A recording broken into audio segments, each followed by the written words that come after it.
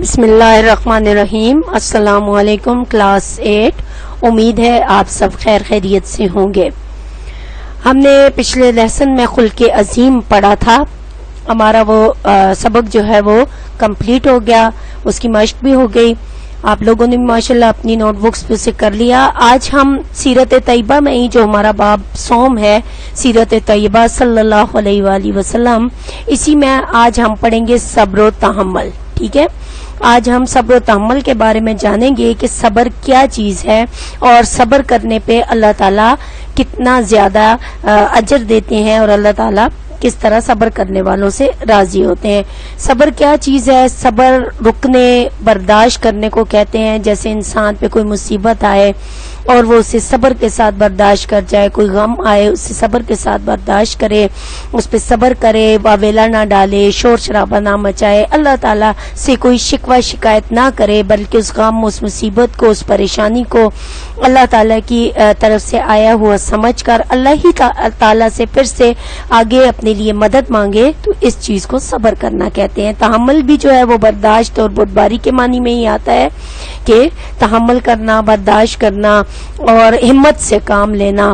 ٹھیک ہے، تو ہم اپنا سبق جو ہے وہ شروع کرتے ہیں۔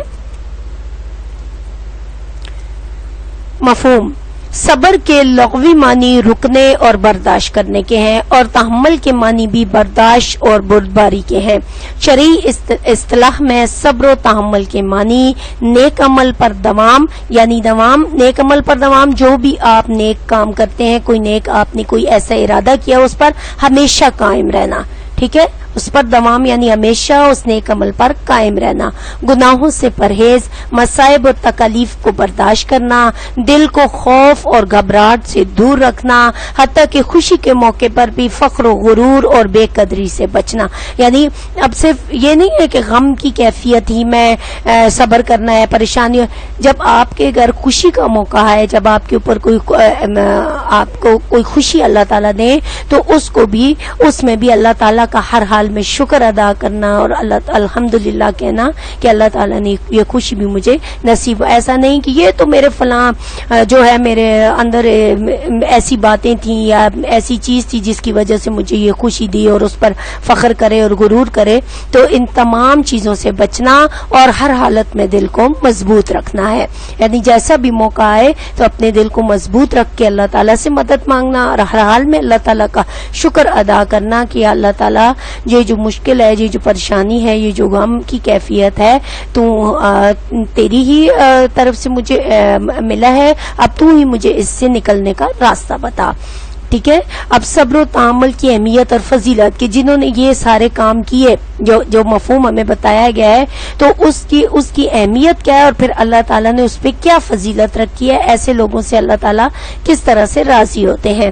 قرآن مجید اور احادیث نبویہ میں صبر و تحمل کو بہت پسندیدہ قرار دیا گیا ہے۔ صبر و تحمل نبی اکرم صلی اللہ علیہ وآلہ وسلم کی سیرت کا اہم حصہ۔ ٹھیک ہے، آپ کی سیرت کا اہم حصہ صبر۔ ہم سب جانتے ہیں کہ ہمارے نبی پاک صلی اللہ علیہ وسلم کو جب نبوت ملی اور کفار نے ان کو بہت حد سے زیادہ مظالم کیے، مسلمانوں پہ بھی، نبی اکرم صلی اللہ علیہ وسلم، تو انہوں نے ہر حال میں جو ہے وہ اللہ تعالیٰ سے ہی مدد مانگی، اللہ تعالیٰ ہی کے سامنے جھکے، اللہ تعالیٰ ہی کا پہ بھروسہ کیا اور اس کو صبر کے ساتھ برداشت کیا، تحمل کا دامن اپنے ہاتھ سے جانے نہیں دیا۔ تو اسی وجہ سے دیکھیں صبر و تحمل کیا ہے، ہمارے نبی پاک صلی اللہ علیہ وسلم کی سیرت کا اہم حصہ ہے، اہم جز ہے، اور صبر کرنے والوں کو اللہ تعالیٰ کا محبوب کہا گیا، یعنی وہ بندے جو صبر کرتے ہیں وہ اللہ تعالیٰ کے محبوب بندے ہیں، پسندیدہ بندے ہیں، اللہ تعالیٰ ان سے حد سے زیادہ محبت کرتا ہے اور انہیں اللہ تعالیٰ کا قرب حاصل ہوتا ہے، یعنی وہ اور زیادہ اللہ تعالیٰ کے نزدیک ہو جاتے ہیں اور اللہ تعالیٰ انہیں اپنے قریب کر لیتا ہے۔ تو یہاں پہ پھر وہی بات آ جاتی ہے کہ تو اللہ کی مان، اللہ تیری مانے گا۔ ٹھیک ہے، یعنی جب ایسے لوگ جو ہیں وہ اللہ تعالیٰ کے اتنے قریب آ جاتے ہیں کہ جب وہ اللہ تعالیٰ کا حکم مانتے ہیں اور اس پر عمل کرتے ہیں تو اللہ تعالیٰ پھر وہ جو دعا مانگتے ہیں، اللہ تعالیٰ سے جو کچھ مانگتے ہیں، اللہ تعالیٰ اسے قبول فرماتا ہے۔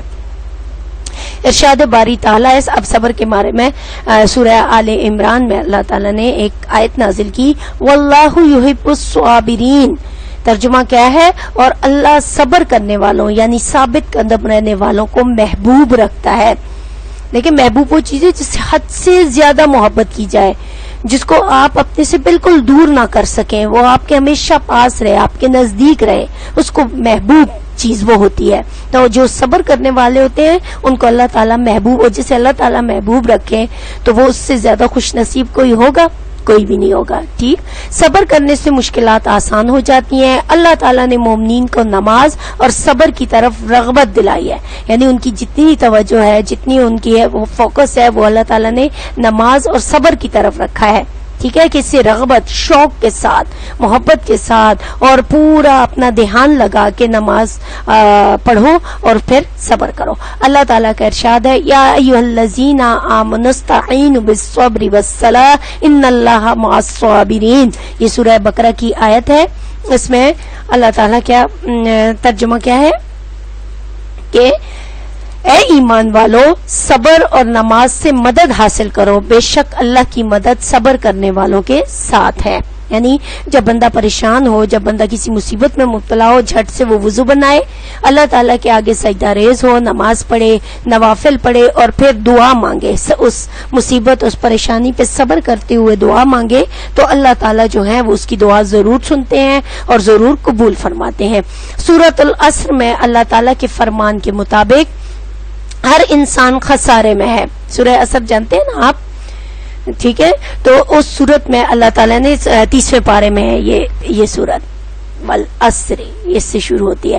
ٹھیک ہے، اور اس میں اس کا ترجمہ ہے وہ بتایا جا رہا ہے کہ اللہ تعالیٰ نے کیا فرمایا کہ ہر انسان خسارے میں ہے. خسارہ کیا چیز ہے؟ نقصان، یعنی ہر انسان نقصان میں ہے. لیکن وہ لوگ جو ایمان لانے کے بعد نیک عمل کرتے ہیں اور آپس میں حق کی تلقین کرتے ہیں اور ایک دوسرے کو صبر کی تلقین کرتے ہیں، وہ لوگ خسارے سے نکل جاتے ہیں.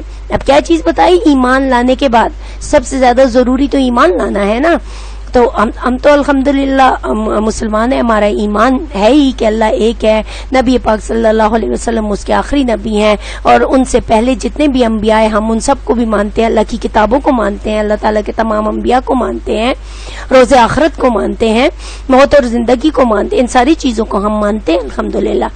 لیکن اس کے ساتھ ہم نے کرنا کیا ہے؟ نیک عمل، اچھے عمل، اللہ تعالیٰ کے پسندیدہ عمل، اور آپس میں بھی ایک دوسرے کو حق کی، سچ کی، حق بات کہنے کی تلقین کرنی ہے اور ایک دوسرے کو صبر کی تلقین کرنی ہے. تو ایسے لوگ کیا ہوں گے؟ وہ نقصان سے نکل جاتے ہیں. اسی بنا پر مسلمان کو صبر کو اس طرح اپنا لینا چاہیے کہ وہ اس کے اندر بلا تکلف رچ بس جائے.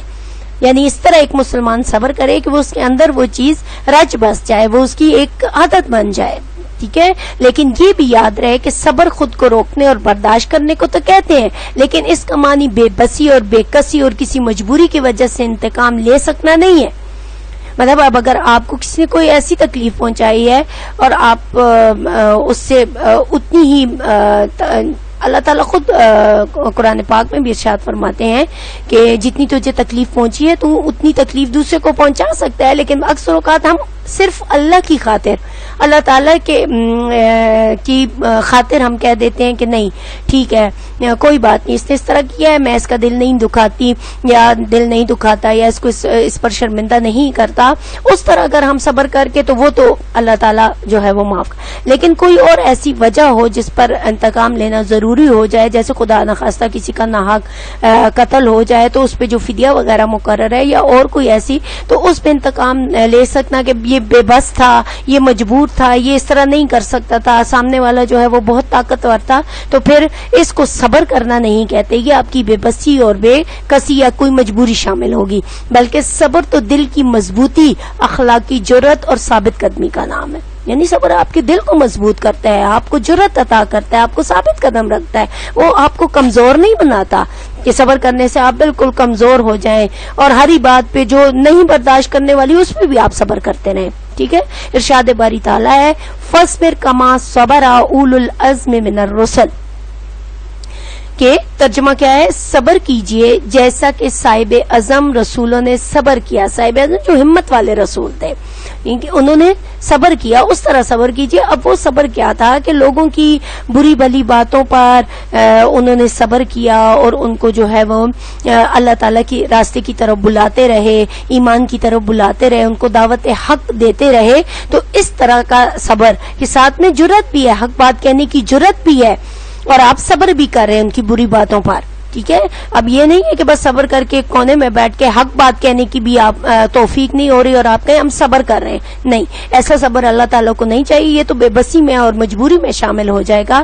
حق بات کہنے کی جرأت بھی ہو، صبر آپ کو مضبوطی عطا کرتا ہے، جرأت عطا کرتا ہے، اور ساتھ میں جو ہے وہ بری بلی باتوں پر برداشت بھی ہو، ٹھیک ہے۔ صبر کے مختلف مفاہیم قرآن پاک کی روشنی میں، یعنی اس کے جتنے بھی مفہوم ہیں وہ قرآن پاک کی روشنی میں کیا ہے؟ قرآن پاک سے صبر کے جو معنی معلوم ہوتے ہیں وہ یہ ہیں: پہلا، ہر قسم کی تکالیف برداشت کرنا اور اپنے مقصد پر جمع رہ کر کامیابی کا انتظار کرنا۔ نمبر 2، مصائب مصیبت کی جمع اور مشکلات میں مشکل کی جمع، مشکلات میں بے قراری اور اضطراب سے بچنا، یعنی کوئی مشکل آ گئی ہے، کوئی مصیبت آ گئی ہے تو بہت ہی بے قرار ہو جاؤ اور بے چینی ہو جائے، اور کبھی ادھر بھاگ رہے ہو کبھی ادھر، نہیں، اللہ تعالیٰ کے آگے جھک جاؤ، اللہ تعالیٰ سے مدد مانگو، انشاءاللہ اللہ تعالیٰ مدد ضرور کرے گا۔ نمبر 3، مقصد کے حصول کی راہ میں آنے والے خطرات، دشمنوں اور مخالفین کے طعن و طنز کو خاطر میں نہ لانا، ٹھیک ہے۔ جو آپ کا مقصد ہے، جیسے میں انبیاء کرام کی مثال دی گئی نا، تو وہ انہوں نے اپنا فوکس کس چیز پہ رکھا؟ اپنے مقصد کی طرف۔ ہمیں دعوت حق دینی ہے، اللہ کے راستے کی طرف بلانا ہے، اس میں آنے والی ہر قسم کی مشکل کو ہم نے برداشت کرنا ہے، اور جو ہے وہ ہمارا مقصد یہی ہونا چاہیے جس کی خاطر ہم یہ ساری چیزیں برداشت کر رہے ہیں۔ اب اس میں آپ کے دشمن، آپ کے مخالفین چاہے کتنی بھی بری بری باتیں کریں، آپ کے بارے میں کریں، آپ کے اور لوگوں کے بارے میں کریں، لیکن آپ نے اپنے مقصد کو اپنے سامنے رکھنا ہے۔ نمبر 4، برائی کرنے والے کو اس کی برائی اور بدخواہی کے باوجود معاف کرنا، یعنی اس نے آپ کی برائی کی، آپ کی پیٹھ پیچھے برائی کی، کچھ بھی کیا، بے شک کرتا رہے، اسے معاف کر دینا، بردباری اور تحمل سے کام لینا۔ نمبر 5، میدان جنگ میں ثابت قدمی اور بہادری کا مظاہرہ کرنا، ٹھیک ہے۔ یہ نہیں کہ دشمن کی تعداد زیادہ ہے تو بزدلی دکھانا، میدان سے بھاگ جانا، بہانے بنانا، جیسے کہ منافقین نے غزوہ بدر میں بنائے، غزوہ احد میں بنائے۔ ہم نے مختلف غزوات اپنی پچھلی کلاسز میں ماشاءاللہ سے پڑھے ہوئے ہیں، آپ سب نے، آگے بھی آپ اپنی بک میں بھی آپ کے ہوں گے، آپ پڑھیں گے انشاءاللہ، تو آپ مختلف غزوات کو دیکھیں نا، منافقین کیسے ہمارے گھر خالی پڑے ہیں، ہمارے گھروں میں کوئی نہیں ہے، اور اس قسم کے بہانے بنا کر دشمن کی تعداد کو زیادہ دیکھتے تو بھاگ جاتے۔ بھاگنا نہیں ہے، ثابت قدمی کے ساتھ، بہادری کے ساتھ اس کا جو ہے سامنا کرنا ہے اور اللہ کے دین کی خاطر لڑنا ہے، ٹھیک ہو گیا۔ یہ تو قرآن پاک کی روشنی میں مفاہیم ہوئے۔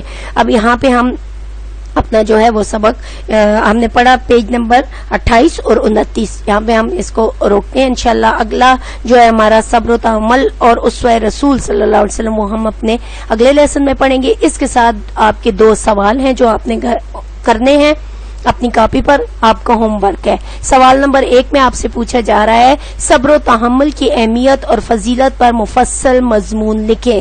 مفصل پہلے بھی بتایا، تفصیل کے ساتھ، ٹھیک ہے۔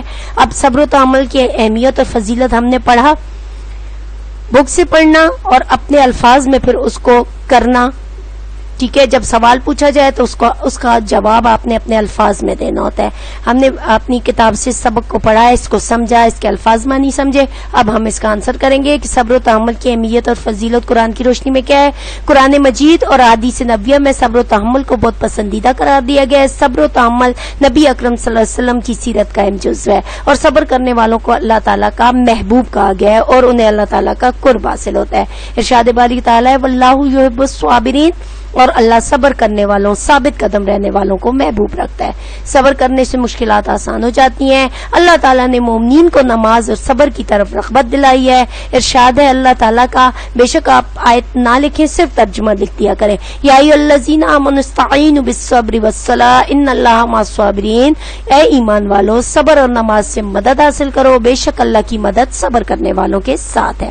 سورۃ العصر میں اللہ تعالیٰ کے فرمان کے مطابق ہر انسان خسارے میں ہے، لیکن وہ لوگ جو ایمان لانے کے بعد نیک عمل کرتے ہیں اور آپس میں حق کی تلقین کرتے ہیں اور ایک دوسرے کو صبر کی تلقین کرتے ہیں وہ لوگ خسارے سے نکل جاتے ہیں. اسی بنا پر مسلمان کو صبر کو اس طرح اپنا لینا چاہیے کہ وہ اس کے اندر بلا تکلف رچ بس جائے. صبر تو دل کی مضبوطی، اخلاقی جرت اور ثابت قدمی کا نام ہے. ارشاد باری تعالیٰ ہے فاصبر کما صبر اولو العزم من الرسل.